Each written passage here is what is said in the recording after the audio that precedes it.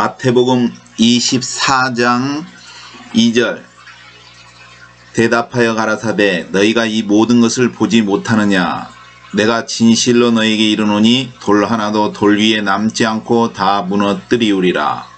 오늘은 돌 하나도 돌 위에 남지 않고 다 무너뜨리우리라는 내용에 대해서 말씀드리겠습니다. 예수님께서 제자들이 말했을 때 그 성전을 예수님께서는 보시면서 이 모든 것을 보지 못하느냐 했습니다. 이것은 예수님께서 그 성전이 무너지는 것을 보시는 것 같습니다. 즉 비전을 보시는 것이죠. 이 비전이라는 것은 하나님께서 보여주시는 것입니다. 즉 예수님이 보고 있는 이 비전은 성전이 무너지는 것을 보고 있는 것입니다. 물론 현재는 그 자리에 성전이 웅장하게 서 있었지만 그 비전 속에는 그 성전이 무너지는 것을 바라보고 계셨던 것입니다. 그러면 이 성전이 무너진다는 것은 무엇이냐? 바로 파괴를 의미하고 또 돌 하나도 돌 위에 남지 않는다. 이거는 완전한 멸망을 말하는 겁니다. 왜 이렇게 되었느냐 하면은 그 헤롯 성전이 그 돌과 돌 사이에 금이 있었다고 합니다.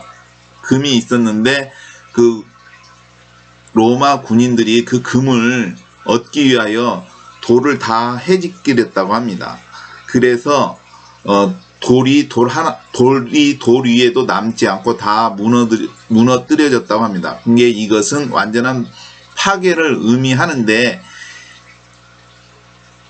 이 성전의 의미가 그 미래에도 그 예수님 재림 전에도 그 성전이 있을 터인데 이 성전이 있을 때에도 동일하게 그 세상의 도시들이 파괴되는 것을 파괴되는 그 맥락이 비슷하다고 생각됩니다. 왜냐하면 예수님 재림 전에도 도시들이 만국의 성들이 무너지리라고 말하고 있기 때문입니다. 근데 이제 이 성전이 또 중요한 것은 무엇이냐면은 이 성전을 통해서 하나님의 시간을 알 수 있다고 생각됩니다. 이게 하나님께서 이 성전을 통해서 하나님의 시간을 알 수 있게 하신 것 같습니다. 왜냐하면은 그 성전을 중건하라고 그 영이 났을 때 명령이 떨어졌을 때부터 해서 72대를 하나님이 정하셨습니다. 그렇기 때문에 그 72대를 통해서 하나님의 그 시간을 알 수 있는데 마지막 2대 그 2대에 해당하는 7년이 짐승의 나라이고 그때의 성전이 있을 것을 말하고 있습니다. 그리고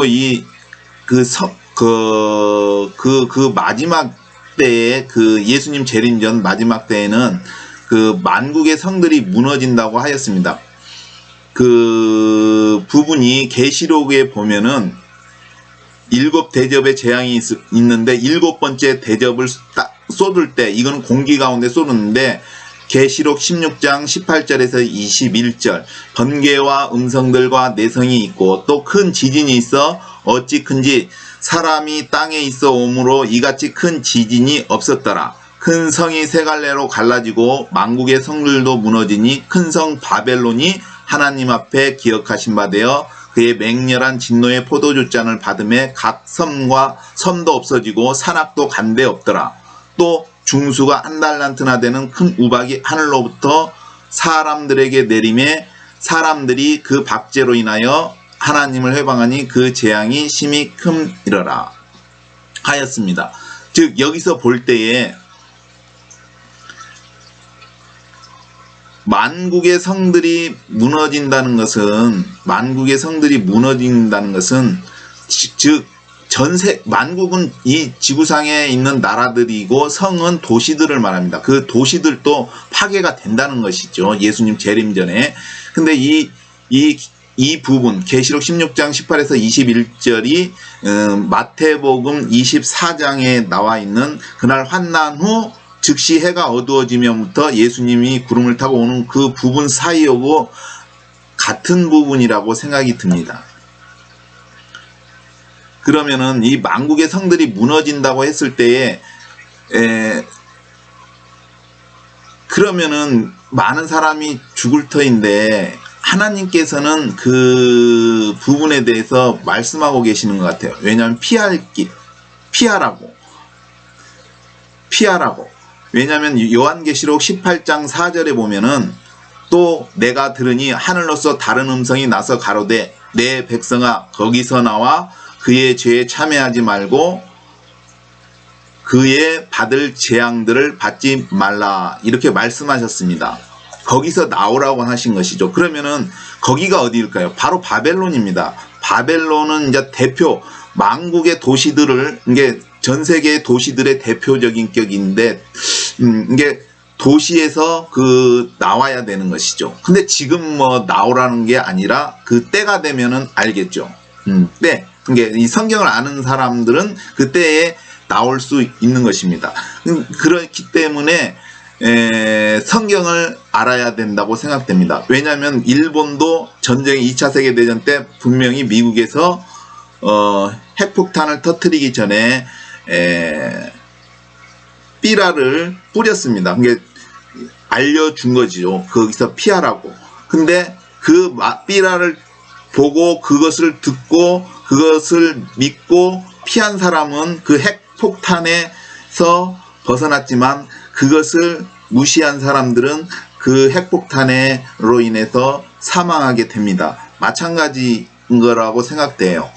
하나님께서도 미리 말씀해 준 내 백성아 거기서 나와 그의 죄에 참여하지 말고 그의 받을 재앙들을 받지 말라. 이게 그때가 되면은 거기서 나와요. 지금이라는 것은 아니고 그때 여기서 내 백성아 하나님의 백성이 거기에 있다. 하나님께서는 자신의 백성들이 멸망하는 것을 원하지 않습니다.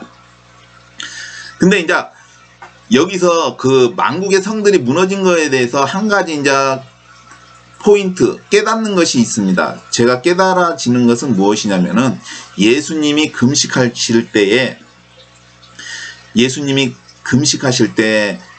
마태복음 4장 8절 9절에 마귀가 또 그를 데리고 지극히 높은 산으로 가서 천하 만국과 그 영광을 보여 가로되 만일 내게 엎드려 경배하면 이 모든 것을 내게 주리라 했습니다.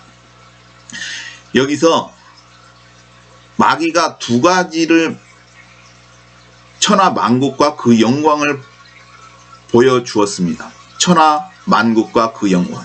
이 예수님께 천하 만국과 그 영광을 준다고 했습니다. 경배하면. 근데 분명한 것은 마귀가 예수님께 경배를 해야 됩니다. 예수님은 하나님이시고 마귀는 그 피조물이기 때문입니다. 근데 이게 마귀가 준다는 그 천하 만국과 영광은 어떻게 된 겁니까?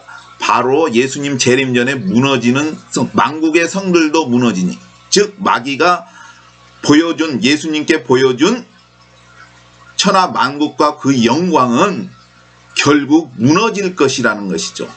만국의 성들도 무너지니 했으니 이게 예수님께 보여준 그 천하 만국과 영광은 바로 무너질 것입니다. 이게 마귀에게 속으면 안 됩니다. 미혹하는 자, 세상을 미혹하는 자입니다. 즉 마귀가 주는 것은 좋은 듯한데 멸망으로 가는 겁니다. 즉 에덴 동산에서 선악과를 줄 때도 보암직하고 먹음직하고 너희 눈이 밝을 것이다. 유혹은 했는데 좋은 것 같지만 결국 아담과 하와는 그것을 먹고 죽음을 맞게 됩니다. 멸망하게 되는 것이죠. 마찬가지입니다. 이 천하 만국과 영광도 결국은 주겠다고 했지만 그 영광, 이게 우리가 보면 도시에 막 휘황찬란한 거예요. 미국 가보지는 않았지만 유튜브 같은데 사진 속에 보면은 막 도시들이 엄청 거시하지 않습니까? 그런 것들, 그러한 영광들 결국 무너지는 거잖아요. 예수님께 말한 그것도 무너집니다. 근다고 이게 또 이게 마귀 것이냐? 마귀 게 아닙니다. 마귀는 불법 점령한 거나 마찬가지입니다. 하나님이 이 세상을 창조하셨고 이 세상은 하나님의 것입니다. 즉 마귀는 불법자이기 때문에 불법으로 점령한 것이지 결코 마귀가 줄 수 있는 것도 아닙니다. 그렇기 때문에 이러한 멸망에 대한 것을 생각해 볼 때 그 사탄의 속성이 멸망입니다. 멸망. 왜냐하면은 결국 그 유황불못에 마귀가 유황불못에 사단이 유황불못에 던져지는데 그 유황불못에 던져지는 것이 파괴, 멸한다, 멸망한다. 그러니까 그 멸할 수 있는 분이 하나님이십니다. 몸은 죽여도 영혼은 능히 죽이지 못하는 자들을 두려워하지 말고 오직 몸과 영혼을 능히 지옥에 멸하시는 자를 두려워하라. 이 멸한다는 게 디스트로이 파괴인데 그게 멸망. 그러니까 결국 마귀가 멸망되는 것, 유황불못에 가는 존재이기 때문에 그 마귀 자체가 멸망이 되는 겁니다. 그래서 멸망에 가증한 것, 멸망에 가증한 것 또는 멸망의 아들이라고 하죠. 그것이 결국 마귀입니다. 그렇기 때문에 우리는 이러한 미혹에 넘어가면 안 되고 우리의 믿음은 그 반석 위에 세워져야 됩니다. 이 반석이 무엇이냐? 베드로가 예수님께 대해서 고백했습니다. 주는 그리스도시요 살아계신 하나님의 아들이십니다.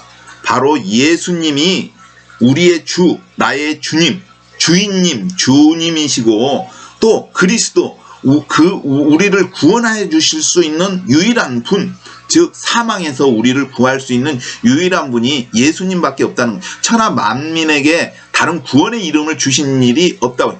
다른 이름, 그러니까 즉 오직 예수님만이 우리를 능히 구원하실 수 있는 분입니다. 그래서 살아계신 하나님의 아들이시고 그래서 우리가 다른 이름을 구하면 안 됩니다. 왜냐하면 예수님만이 우리를 구할 수 있습니다. 그 예수님이 곧 이제 오실 것입니다. 머지 않아서 오실 것입니다. 그래서 우리의 믿음은 믿음의 주요 온전케 하신 이인 예수를 바라보자. 우리의 믿음의 대상은 바로 예수님입니다. 예수님을 바라보는 것입니다. 예수님 외에는 다른 구원이 없습니다.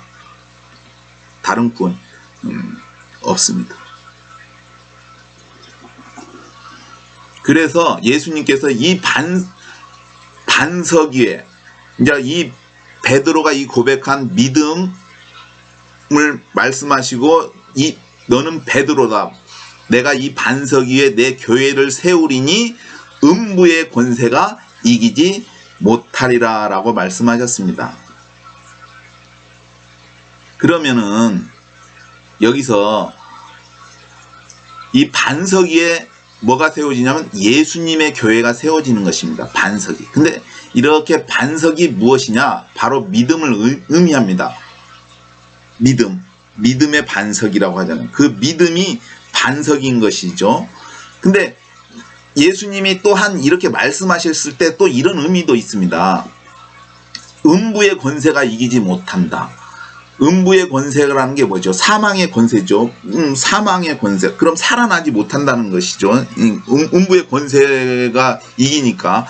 근데 음부의 권세가 이기지를 못한다는 것이죠. 그러면 살아나는 것이죠. 살아나는 것. 그러면 우리가 이 의미를 봤을 때에 모세를 생각해 볼 수 있습니다.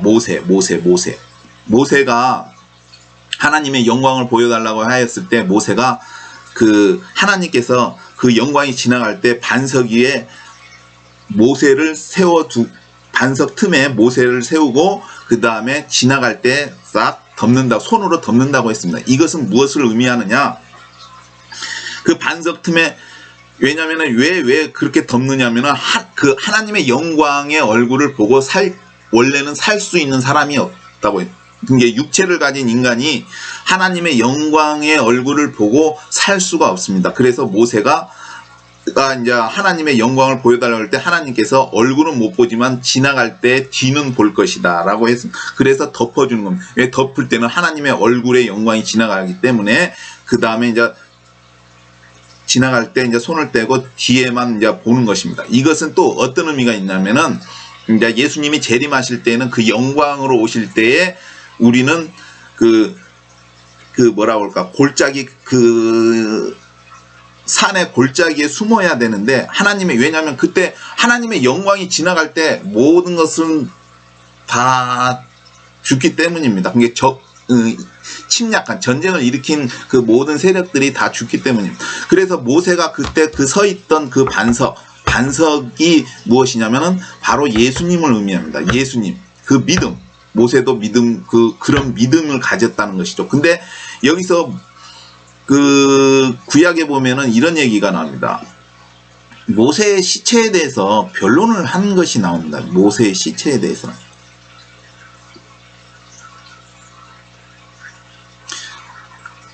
그건 뭐냐면은 이제 사단이 이제 모세의 시체하고 서로 싸우는 것이죠. 근데 시체를 가지고 왜 싸울까요? 아마도 이제 사탄은 영적인 존재라서 모세의 시체를 자기 것으로 만들려고 한 것 같아요. 왜냐면은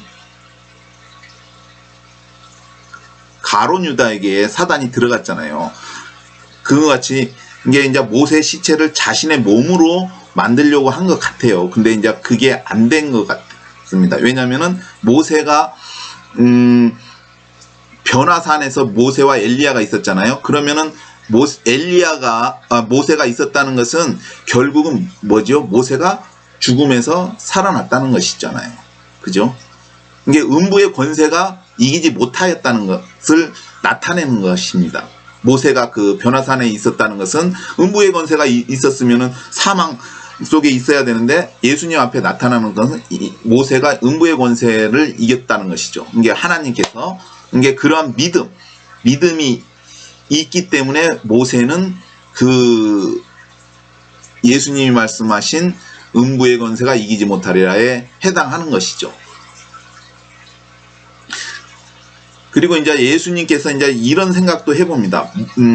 성전이 무너졌잖아요. 그 성전이 무너졌으면 돌들이 다 무너졌어요. 그러면 성전의 그 돌을 하나를 딱 생각해 보면은 이런 생각이, 그 성경에 보면은 건축자들의 버린 돌이 모퉁이의 돌이 되었나니 이는 주로 말미암아 된 거 우리 눈에 기이하도다 한 것이 있습니다. 그런 마태복음 21장 42절에 보면은 예수께서 가라사대 너희가 성경에 건축자들의 버린 돌이 모퉁이의 머릿돌이 되었나니 이것은 주로 말미암아 된 것이요 우리 눈에 기이하도다 함을 읽어본 일이 없느냐 했습니다. 건축자들의 버린 돌이 모퉁이의 돌이 되었다. 즉 예수님을 버렸잖아요. 예수님이 성전인데 그래서 성전이 무너졌어요. 무너졌을 때 돌 하나도 돌 위에 남죠. 근데 그 돌을 버린 거잖아요. 버린 거나 마찬가지잖아요. 그런데 그 돌을 통해서 그 돌 위에 교회를 짓는 거예요. 이게 반석 위에, 내가 이 반석 위에, 모세가 가졌던 그 믿음의 성전이라면 그 반석이 이게 성전의 돌 위에 그 반석에 교회를 짓는 것이죠. 교회. 그렇기 때문에 예수님이 모퉁이 돌이 되었다는 것은 그 가장 기초석 같은 게 주춧돌 같은 거예요. 그러면은 그 모든 것이 그 주춧돌을 통해서 기준이 되는, 이게 예수님이 기준이 되는 거예요. 이게 모든 것의 기준이 되는 것이죠. 그래서 이제 구약에 보면 또 이런 말이 있습니다. 스가랴 4장 10절에 작은 일의 날이라고 멸시하는 자가 누구냐? 이 일곱은 온 세상에 두루 행하는 여호와의 눈이라. 다름줄이 스룹바벨의 손에 있음을 보고 기뻐하리라.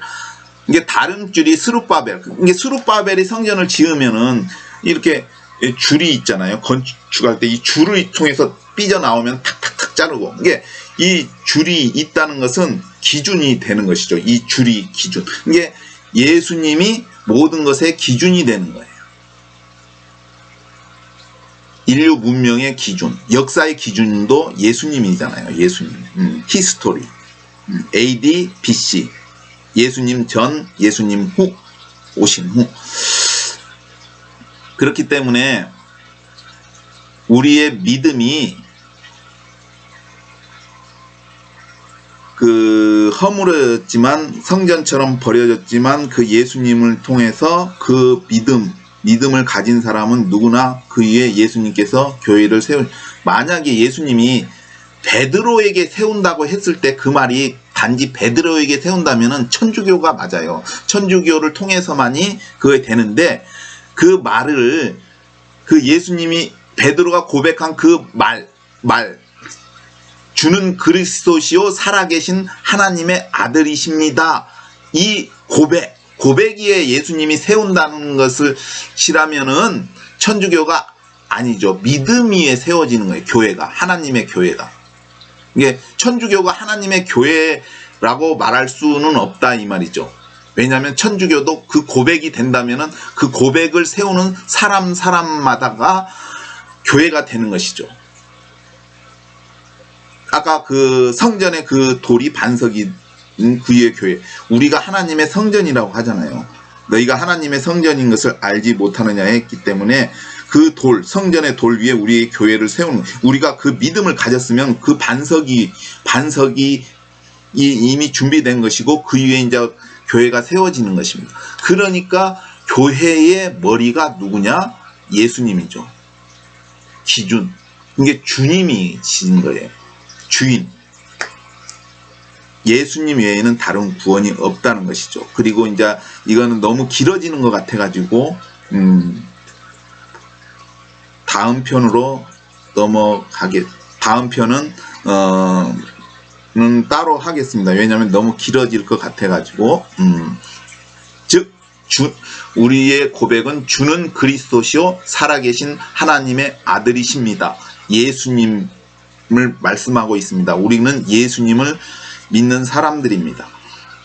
예수님을 믿는 사람은 음부의 권세가 이기지 못한, 즉 그런 사람들은 다 부활하고 구원을 받는 것입니다. 예수 외에는 다른 구원이 없다. 여러분들도 이 말씀을 듣는 여러분도 그러한 믿음이 있기를 원합니다. 끝.